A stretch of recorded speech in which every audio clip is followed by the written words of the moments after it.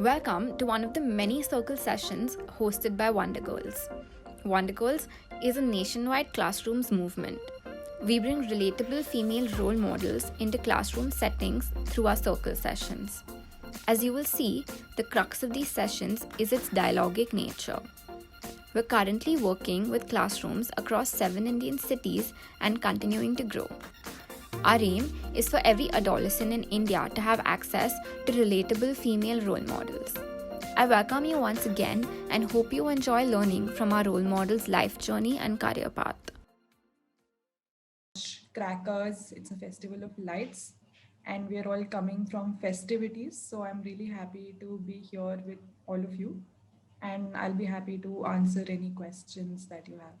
Yeah, thank you so much, Devika. Right, so I'll just kick this off, Devika, and then I'll pass on the questions to the students. So, yeah, so if you have to encompass your journey into a few sentences, I am sure it's very difficult to do that because of the things that you have done throughout your life. So, if you have to do and if you have to present that in the form of 2 or 3 learnings, what would that be, Devika? I think the journey of my entire life so far is made up of two things. One is always learning from your experiences, because whatever you experience in life, whether it's positive or negative in that moment, it gives you a lesson to take away and build on further in your life. And the other thing that I would say is a key in my life is the value of resilience.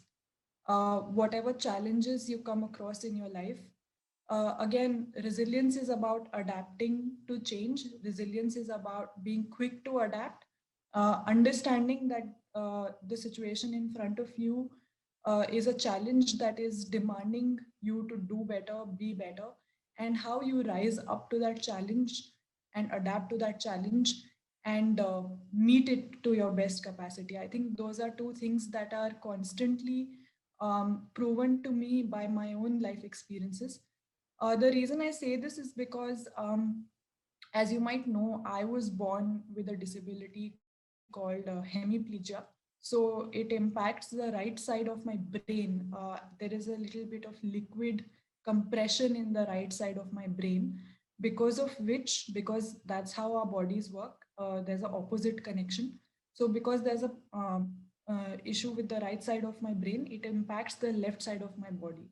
So when I was younger, it was like almost like complete paralysis on the left side of my body, and then slowly with occupational therapy and physiotherapy, now it is at a position where I have about 60% the amount of strength on my left side compared to my right side of the body. So because I was born with this difference or challenge, my parents have always focused on how to make me feel like part of the normal, so that I don't feel different from my other peers. And the ways in which they did this is by involving me in public speaking, by involving me in basically from a very young age, I was debating, I was involved in drama. Because what happens is, I think you're all young students and you might relate to this, that when you feel that you are different in some way, a lot of times it impacts how you feel about yourself. In some cases, we go through bullying.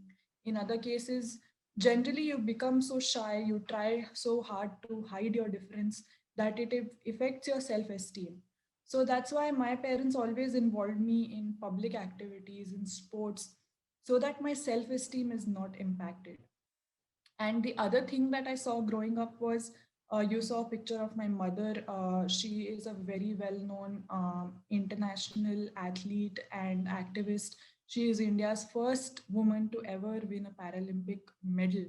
And I was only 8 years old when she became a wheelchair user. Before that, she was walking. So, in my family, I have seen disability very closely from a very young age. So, that is what has shaped my perspective towards life and towards giving back to the community. and more importantly, towards how we view disability in the first place. We don't view it as a problem. We don't view it as something that hinders our life. We view it as a part of diversity. You know, how we all have different skin tones, we all can have different hair colors, we have different castes, we have different religions, and we always talk about how all this difference really makes India diverse and vibrant.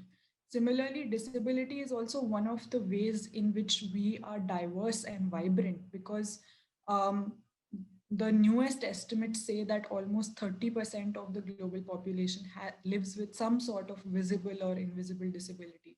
So that makes us the largest minority in the world.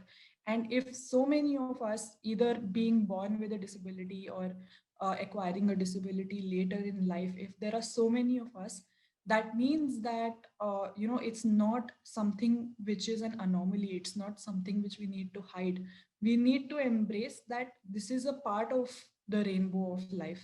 And I was always encouraged to do that. So I was always encouraged from a very young age. Since 13, I remember I have been volunteering with different causes. And finally, at the age of 24, I set up this foundation.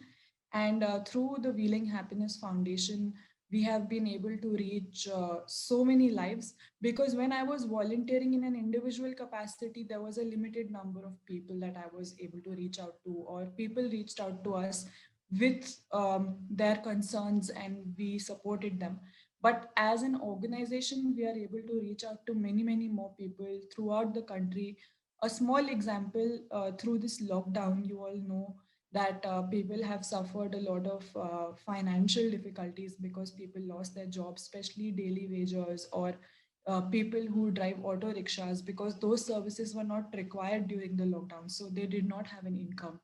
So we realized that not only are these poor families, there are a lot of poor families who have disabled family members.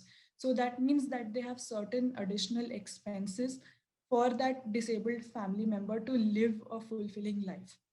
So I have selected about 90 such families across. There are some families in Jammu, there are some families in Rajasthan, there are some families in Chennai. There are around 90 such families who have lost their earnings, and they have at least one disabled family member in the family. And we are supporting them continuously for a duration of almost 6 months till this December, with the ration kits, medical kits, economic stipends.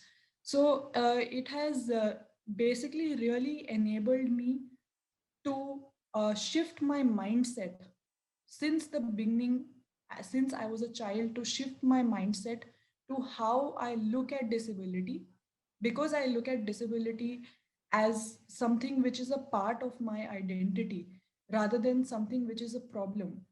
So I have taken that mindset to everything that I do, and I am sharing that mindset with not only students like you, but also with other disabled people themselves who probably did not have that mindset before, changing their mindset towards their own condition so that they can live a more fulfilling life. And I think that this really makes my life more meaningful. Yeah, those are really great learnings and very inspiring work that you have been doing, Devika. Thank you so much for that wonderful sharing. And I'll be now opening the space for questions.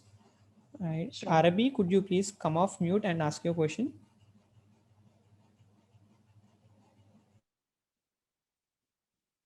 Yes, Bhaiya.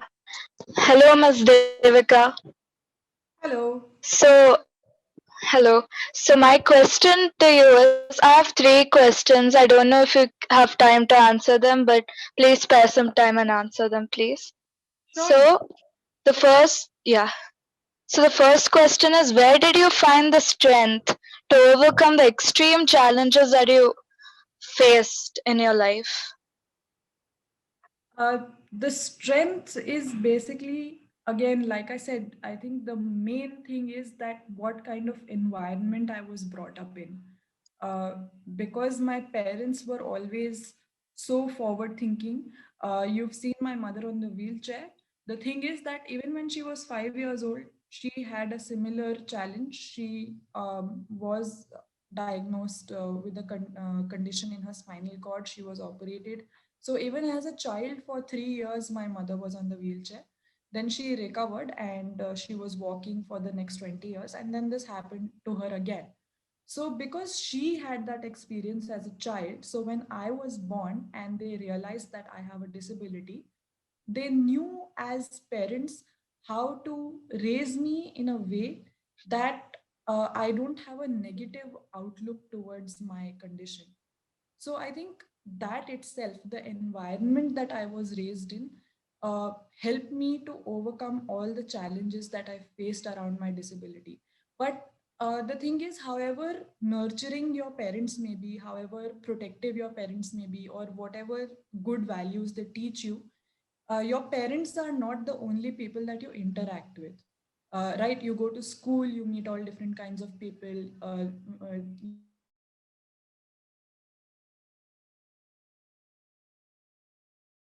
was very young, there were instances when I was bullied because I used to walk with a limp and I used to do everything very slowly compared to my classmates. So when I was 6, 7 years old, this would really bother me because I would be made fun of, or they would just laugh at me, and it used to make me cry sometimes. But even at that time, my parents told me that it's not, they are just children. Like you are a child, they are also children. It's not that they want to be mean to you. It's just that you are different, and this is something that they don't see in their everyday life. So this is an opportunity for you to educate them, to tell this is something which is a medical issue and it is just a part of who you are. It doesn't define you completely. So even as a 6 year old child, I was given that challenge, that opportunity to go and educate my peers about this. Because at that time also my parents said, if we come to your school and we talk to your teachers and your parents, your friends, when are you going to learn? And also my father was in the army, so every 1 year 2 years we were changing schools, we were changing cities. So they said that we can't hold your hand all the time, every time you go to a new school, we are not going to come behind you and explain to your classmates. It's better if you do it yourself. And from then onwards, I kind of learned this lesson that even if somebody is making fun of you, you can use that opportunity to kind of educate them. And also, sometimes I feel that if you laugh with people, then it kind of takes away that power of them laughing at you. Because when somebody is laughing at you, when somebody is making fun of you, it is basically a game of power. They have that power over you, that they're making you feel bad. But if you start laughing with them, you take away that power. So that has really helped me. Even when I was in college, my first day of college, I remember I walked into college and there was this bunch of boys standing by the side, and they called me Daffy because they said that you walk like a the duck. And that was supposed to be a joke, but I just let them do their joke. And then I was just listening for 10 minutes. Then I just told them that I have a medical disability, that's why I walk like this. And then they were so embarrassed and they were so apologetic.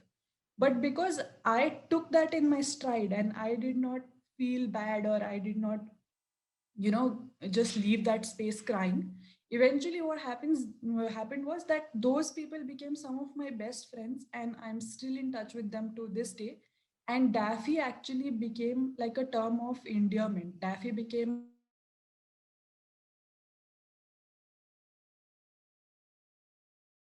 is that in that moment I took away the negative power of that word and turned it into something positive.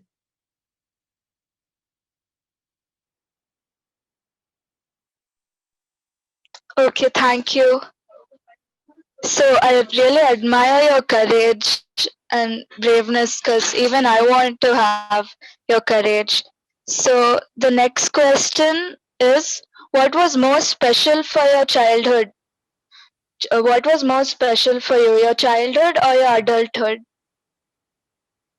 I don't think we can compare it, but I definitely would say that even though I started my organization at the age of 24, I feel that I could have got more involved, more sensitized about the various challenges facing our community. Not just disability. There are so many challenges around the environment. There are so many challenges around so many different issues that we can work towards as young people. And now, when I look back, I realize that the current young generation, there are so many young children who start giving back to the communities, who come up with innovative solutions to the various challenges that the world is facing as young as 13 or 15 or 16. So sometimes I do wish that I had that kind of innovative mindset, or I had that kind of drive and understanding when I was 15. I still feel that I started a little bit late. So, yeah, that is something I really admire in the young generation now. Thank you. So this is the last question. So you have been to many special and awesome places like the Buckingham Palace, right? So do you remember any simple places that you enjoyed more than these fancy places? Any simple places? I think when you go to a fancy place, more than anything else, it's a big responsibility. Because if I have been invited to the Buckingham Palace to speak in front of, 50 countries, presidents and prime ministers, or if the vice president is giving me an award, basically what that means is that now I have more responsibility to keep up to that name and to keep up to that recognition and keep doing the work that I'm doing. So definitely, when I go to a fancy place, there is a sense of pressure. But simply speaking, when I'm traveling just as a hobby, I really enjoy traveling. So even if I'm just going to a beach in Goa, or even if I'm just sitting at home with my best friends, I think those are really cherishable moments. So I would say, whenever, Yes. whether it's within the country or abroad, whenever I travel, I have such wonderful travel stories. One really amazing thing that I want to share is that, especially when I travel alone in other countries, I have always come across people who have helped me without any expectation in return. They have truly done acts of kindness. There are so many times, because I have a very poor sense of direction. So there are so many times that I'm alone in a foreign country and I'm lost, and people have helped me to get back to my destination. Or just because I'm from India, and the moment people see me, the first thing they say is, "Oh, Bollywood, Shah Rukh Khan, Deepika Padukone," and then they get excited and they just give me things for free. So whenever I travel, I experience a lot of kindness from people, and that really makes me trust the goodness of humanity, and I think that's something I really enjoy. Thank you, Miss Devika. It was really a pleasure talking to you. Thank you so much. Thank you, Arabi. Akshita, could you please come off mute and ask your question? Yeah, bhaiya. Hi, ma'am. So I just wants to ask one question that most of the parents, they are not able to support girls, and also you inspire people, and some parents who not supportive for the girls. And how will you empower those girls, and how will you address issues? I'm sorry, I'm losing your voice a little bit, but if I understand your question correctly, you're talking about how to how to get parents to support their girl children better, right? Yeah. Yeah, I think that is it, Devika. Yeah. How will, Okay, so yeah. for this, I'll give you an example. When we do workshops as Wheeling Happiness Foundation, when we go into rural areas and we do workshops, we not only talk to people with disabilities, we invite their immediate family and their caregivers, and we talk to them because as a person with disability or as a girl, If I feel empowered and I feel confident and I believe in myself and I say that I want to do something, but the house in which I live, if they pose restrictions on me and if they don't let me do anything, then all that empowerment, all that sense of confidence goes to waste. I need to live in a supportive environment. I need to make sure that the people that I live with, they understand my dreams and my goals and they believe in me. So that is why whenever we talk to people in any kind of workshops, we also involve their parents and their caregivers, and we make them understand as well that whether this is a girl, and especially imagine being a girl with a disability. So in research we talk about something called double stigma, because there are certain stigmas and superstitions associated with being a girl. On top of that, there are certain stigmas associated with being a disabled person. Now if you put the two together, being a woman with a disability, you face all of those doubly harshly. And so whether parents are being protective, that oh my god, this my girl, she has a disability, how will she go out, what will she do, or they are being superstitious and they are not believing in your capabilities. Either way, when you live in an environment where people don't believe in you, that restricts your potential, it restricts your abilities. So any work that we do, it's very important for us that in addition to talking to girls and the young people with disabilities, we also talk to their parents and their caregivers and show them facts and figures. Like for example, my disability is not that visible, but I have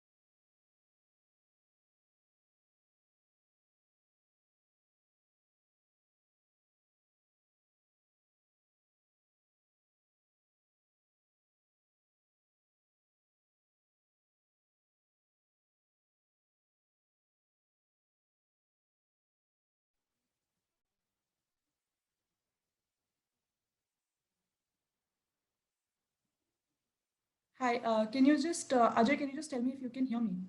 Yeah, I can hear you, Devika. Yeah, okay, I lost electricity, so I just changed my connection.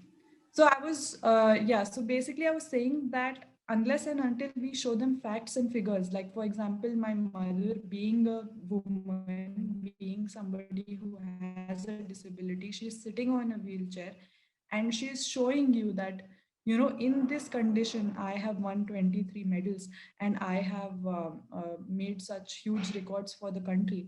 This happened because my parents believed in me, my children and my husband supported me. So when you tell that to a parent of a girl or you tell that to a parent of a child with disability, it helps them to believe. Rather than just talking to them, you show them that this is actually possible. So that's why real life role models are very important.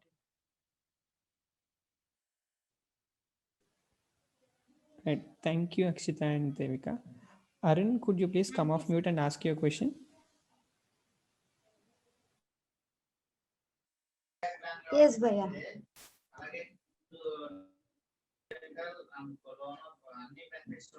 So, ma'am, my name is Arun Kumar. My question, hello. So, my question to you is, who is a inspiration person to you to overcome the challenges in your life? Can you guess? Maybe your mother. Yes.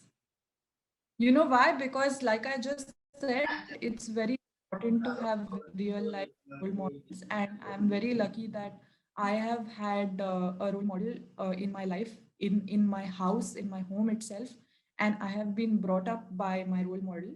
So she has always, the things that she tells me to do, if she tells me to rise up to challenges, if she tells me to not get disheartened, she has always shown the same things in her own life.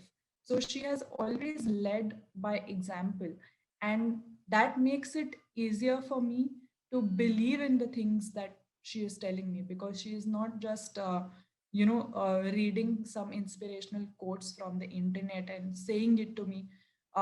She's actually lived through that life experience. And one more thing that living with her and being raised by a mother like her has taught me is that nobody does anything alone. Even if you are a role model, even if you are somebody who inspires other people, you are able to do that because you have a support system.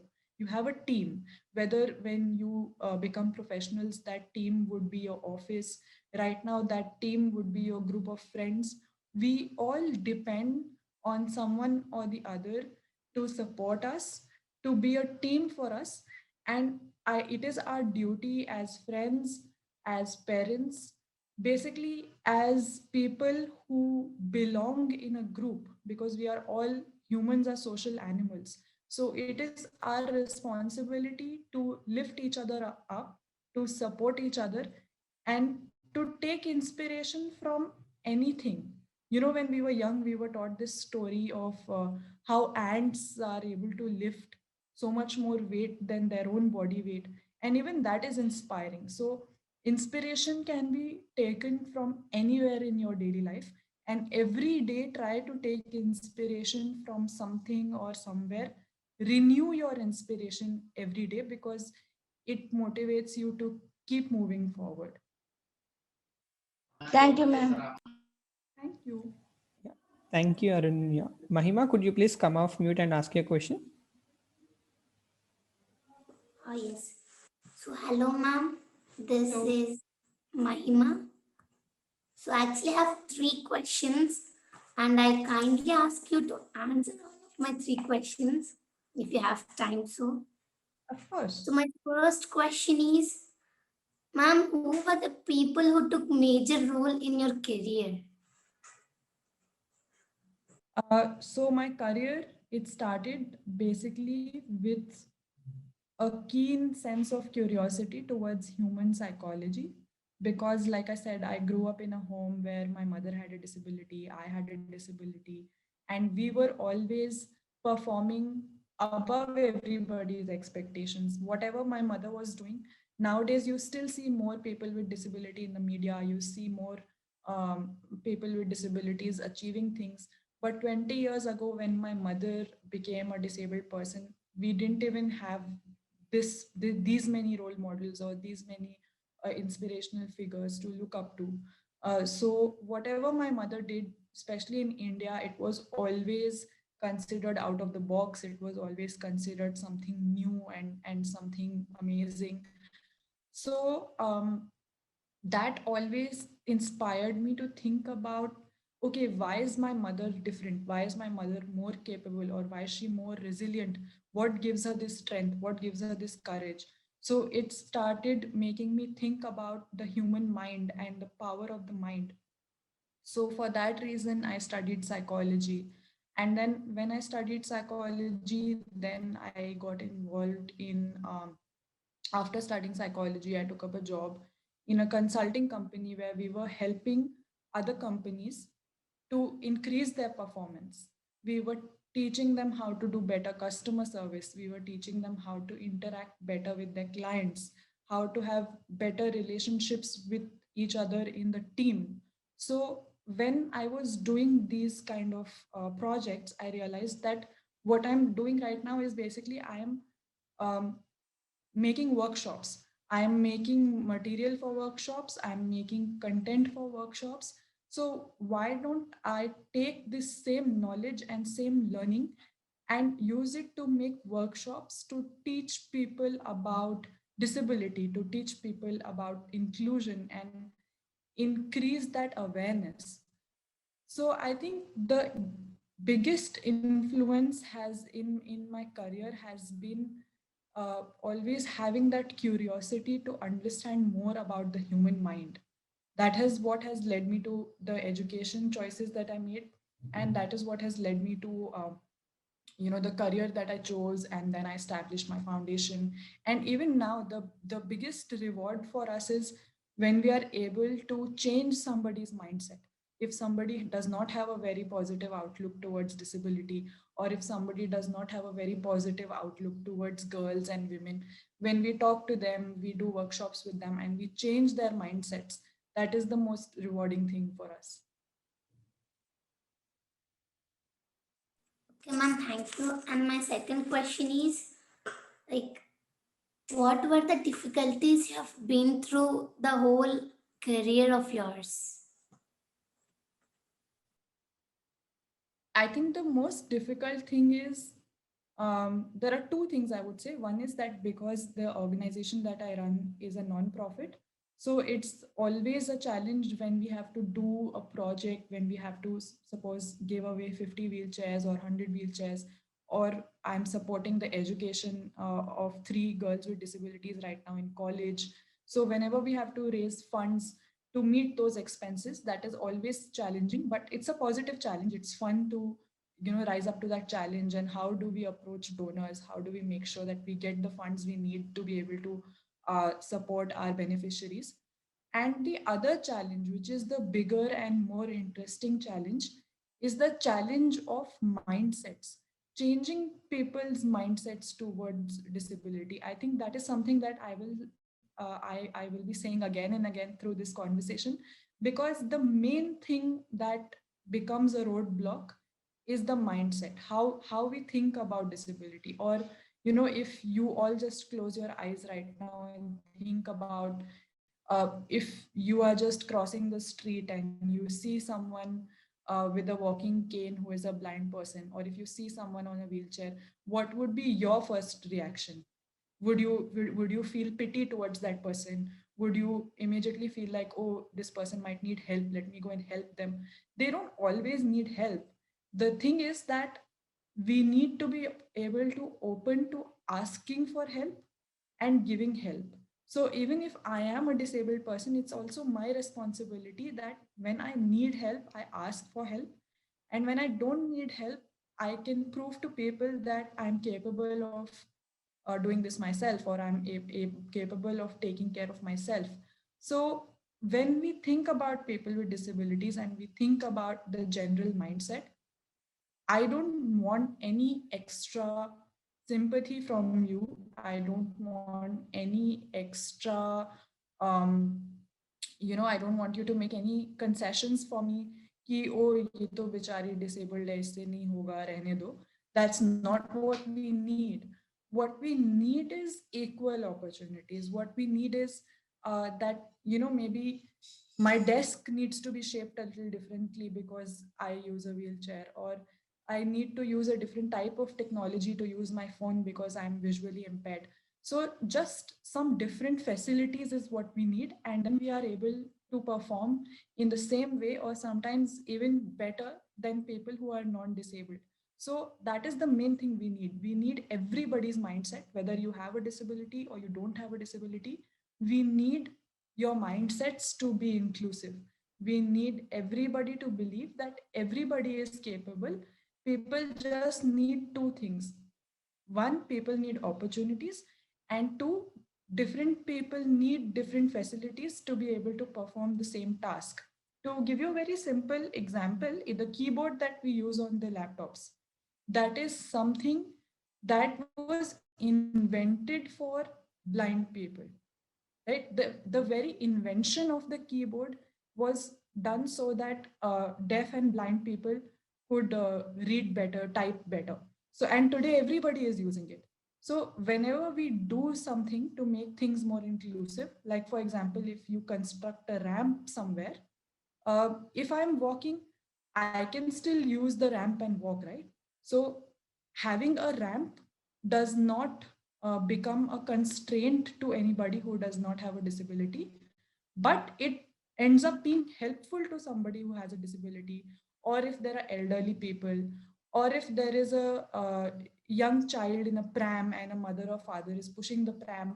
So it becomes so much more accessible for everybody. So that is the main challenge, changing people's mindsets to understand that inclusion helps everybody. Okay, ma'am, thank you. And my last question is, did you ever feel lonely in the career of yours, or feel like no one is supporting you, or uh, everyone is ignoring you, like feelings loneliness?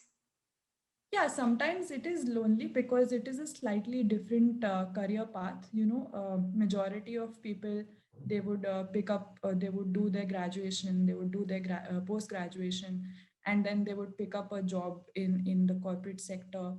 But so sometimes it can be lonely because sometimes it's even difficult to make people understand. Like recently, I had this experience where one of my older relatives asked me, "Okay, what do you do for a living?" So I told them that I have established my own NGO and I run my own NGO. And she said, वो सब तो ठीक है, वो तो दूसरे लोगों के लिए है, but आप अपने लिए क्या करते हो?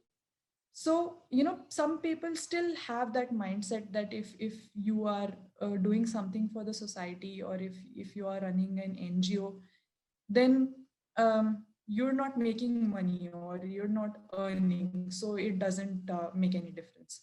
So but other than that, so in that sense it can be lonely sometimes. But other than that, I feel that generally there is a better sense of consciousness now among all the people. Like I said, a lot of people start very young and they always think about solutions to the various challenges in the world. People are now thinking so consciously about reusable materials and sustainability, and everybody understands. For example, you might have heard about the sustainable development goals. These are some goals that the United Nations has set up so that we can achieve a more stable planet. We can kind of reverse climate change and make a better world for everyone. And the target is to achieve these goals by 2030. So a lot of people, even if they are working in for-profit companies, like if you're doing a corporate job, they are still volunteering, or even as a part of their corporate job, even if they are making profits, they're trying to make things in a way that not only do they earn profit, but it also benefits the community. So I feel that because this consciousness has come up, people have become more conscious about protecting the environment. People have become more conscious about being inclusive of people of different abilities and different races.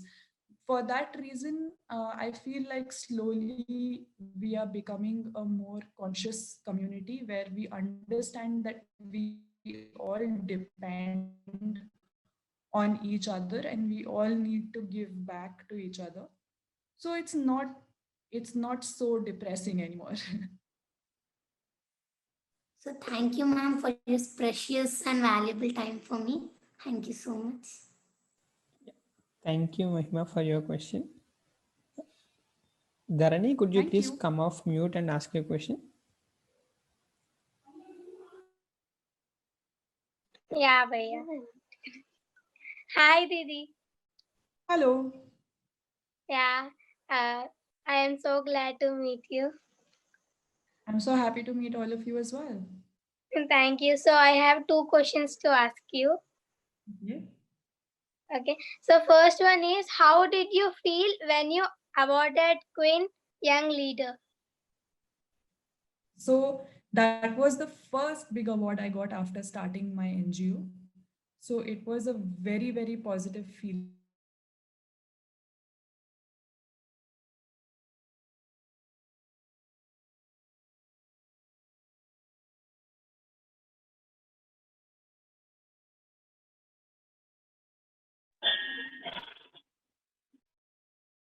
because I felt that because when you do and when you get that confidence, then you get motivated to do more and you get motivated to support more people, touch more lives. So in that sense it was very exciting. And of course we were invited to London to the Buckingham Palace and we met the Queen and the royal family. So everybody was slightly nervous, but more importantly, I think the best part of getting that award was that along with me there were 59 other young people from 53 different countries who had been selected. One or two people from each country, Commonwealth country, had been selected for the work that they were doing in their countries to come and receive that award. So the most important thing was that I found friends and I found like-minded people across more than 50 different countries. Until today, it has been 5 years now. We are still connected. We still learn from each other.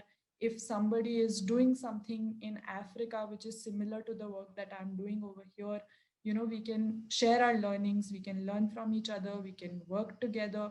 So it has given me a community of people who think about how to make the world a better place, who think about things and who are passionate about things in the same way that I am. So that has been a very exciting part of the journey for me. And another thing is that when you achieve something like this, like I was saying earlier, it becomes your responsibility to keep doing something good, to keep building on that momentum. Because, if I went and I met the Queen and I received an award, and then I just sat at home after that, 2 years later, somebody would ask me, okay, now what are you doing? Nothing. That was the best that I could do. And now it's over. Now I'm done. It can't be like that. When you get such big awards and such big recognitions, it becomes your responsibility to keep doing more, because you need to tell people that yes, I was there because I deserve to be there. And how do I prove that? I prove that through my work. So the reason why I'm telling you this, because in 2015 I won that award. In 2018 they invited me back again to the same palace, and this time they invited me to give a talk to 53 countries, presidents and prime ministers who were sitting there along with the entire royal family. And our Prime Minister Narendra Modi was also sitting there. And I had to stand on that stage and I had to give a talk to all of them about what I thought they should consider, what I thought they should think about, and what they should include in their policies. So there I stood on that big stage and I told them to think about inclusion, to think about, people with disabilities and include them in all their policies. That was such a big opportunity and such a big stage. And that only happened because when I did something good, I did something positive, I kept building on that, I kept doing more of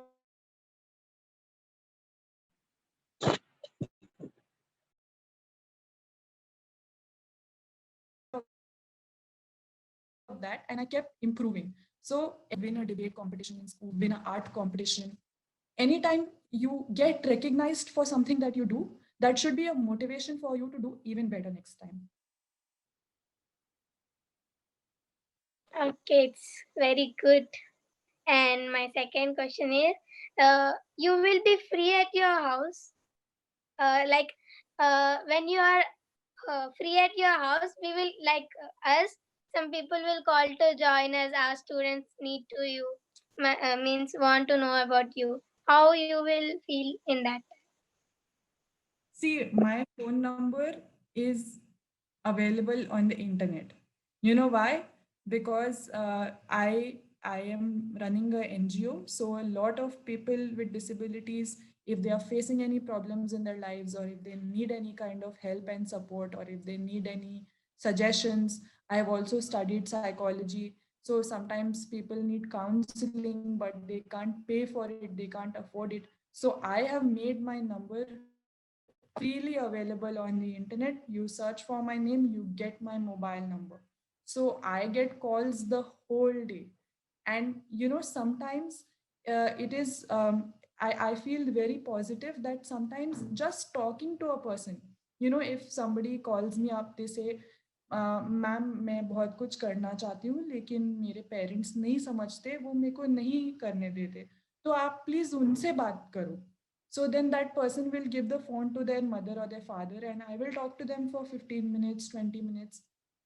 Maybe it will change something in their lives. Maybe it will not change anything in their lives. But just the fact that I have given them half an hour of my time, and I have spoken to them and I have listened to them. It is very important to listen, and to listen with not just कि आप बोल रहे हो और मैं सुन रही हूँ. It is very important to listen genuinely. It makes so much difference. Like, sometimes if you feel that your friend is going through something and you can't really do anything to help them, If you just offer to listen, that itself will make such a big difference. So for me, it is very normal. You can also call me. People call me the whole day and I listen to them and I talk to them, and I really enjoy it. It makes me feel very good at the end of the day that maybe just by listening I made some difference to somebody's life. It's very good to listen someone, Didi. Thank you. Thank you. Thank you, Dharani. So yeah, this would be the last question for this session, class, as we are nearing the end of the session. I request Aleem to come off mute and ask your question.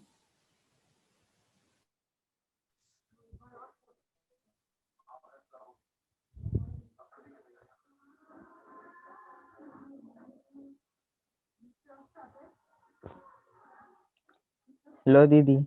Hello. One second.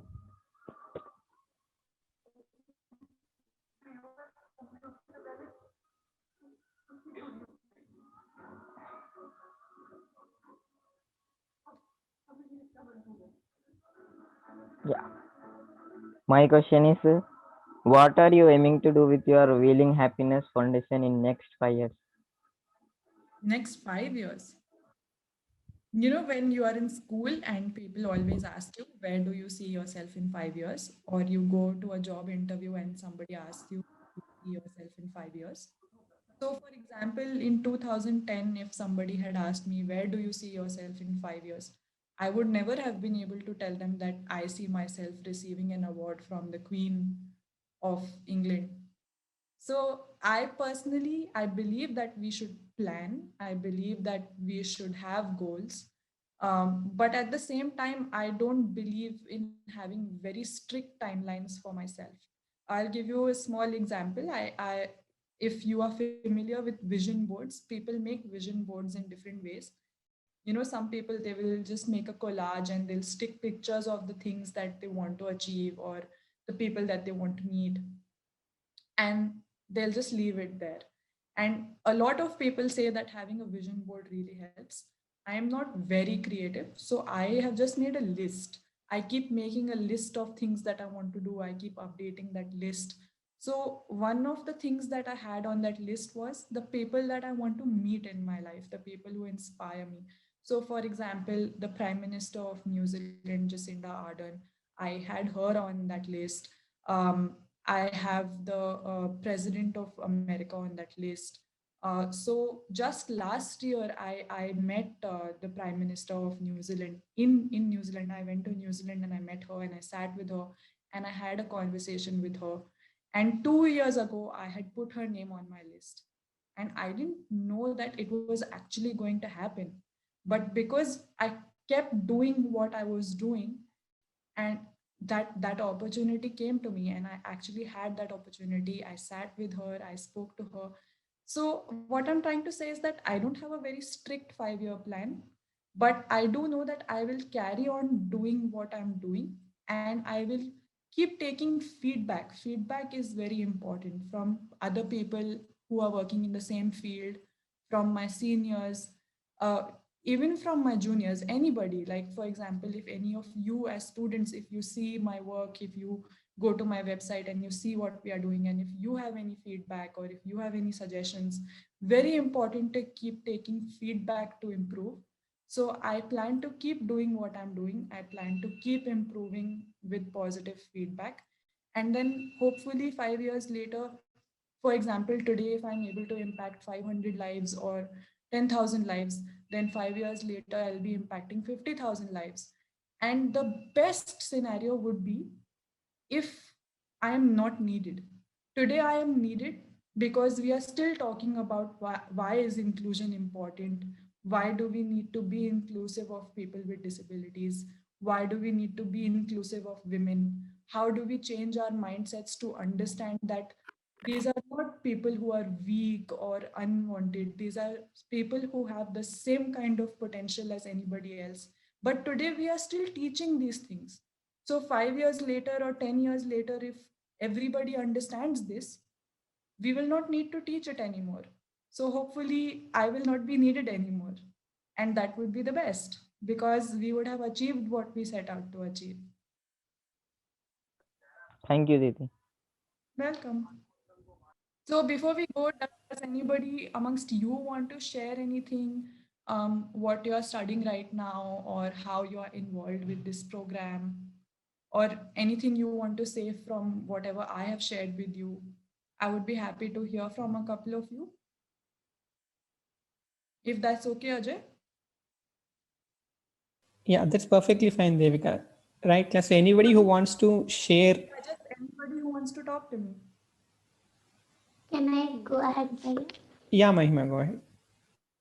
So, Didi, hello again. Hello. So, I think if you forgot my name is Mahima.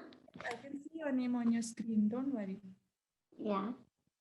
So, after knowing about you and reading about your biography and knowing what all you have done, so I've seen so many people who have done a lot of things, who have been through so many difficulties, and who have reached this goals, and they have reached their they have just succeeded what they want to get success in.